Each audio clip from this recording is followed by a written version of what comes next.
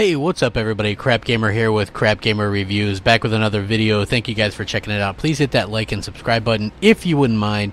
It helps out the channel tremendously, and it would mean a lot to me if you guys did that. I wanted to talk a little bit more about this Destiny situation. It turns out that the Xbox Scorpio, I did a video on it yesterday about how it's going to be 30 frames per second, which is going to be 100% accurate. It's going to be 30 frames per second.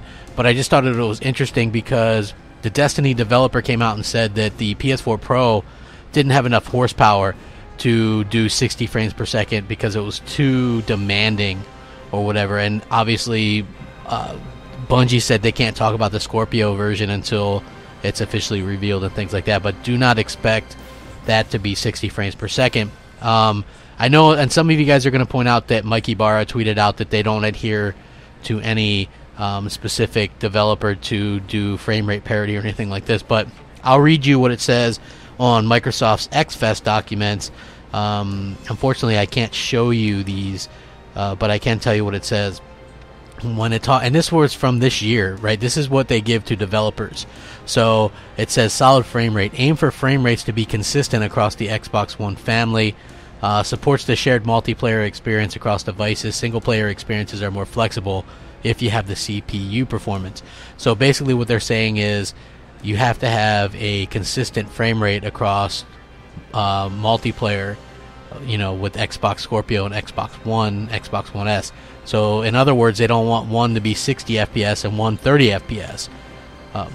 So that's basically the kind of nipping that in the bud. And then another thing that I thought was a little bit interesting was Ryan McCaffrey from IGN.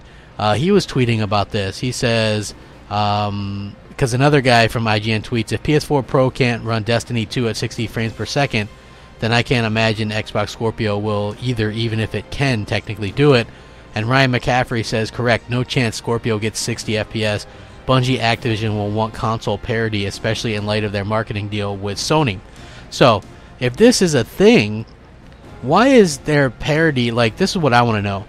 Is it Microsoft's deal the reason why it's not? I mean, if the Scorpio can't do 60, that's fine. Bungie's never made a 60 FPS game.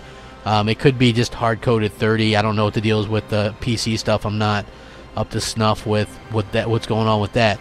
But if Bungie can do 60 on the Scorpio, and they're not going to because they want parity across all the consoles, isn't that what we fought so hard against years ago when people thought there was parity forced upon Xbox versions of games versus PlayStation versions of games?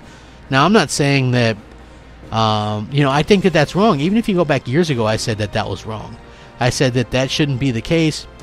Reason being is we pay for these things. We should be able to get what we pay for and get the performance that we pay for. If they're not going to put any more extra effort into the Scorpio version, then it makes the Scorpio kind of irrelevant, and I don't want that to happen. Now again, this is an aberration, and the reason why it's an aberration is because the Xbox, most games that we play are 60 frames per second in the multiplayer. Gears 4, Halo 5, Call of Duty, Battlefield, Battlefront, Forza Motorsport. These games are 60 frames per second.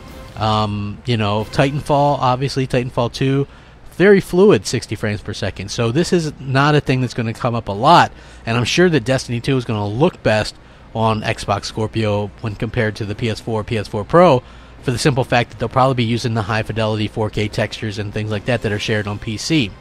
But whose fault is it that it's not 60? Is it the Scorpio that can't run 60?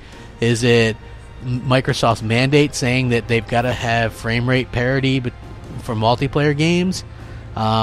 Is it because Sony has a marketing deal? Like, there's a fly in the ointment here, and I would love to get to the bottom of it and find out what the problem is.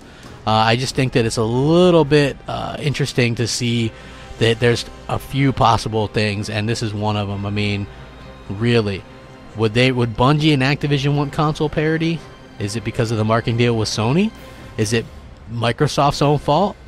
Is it because they wanted to run? Is it the Xbox One and Xbox One S holding it back?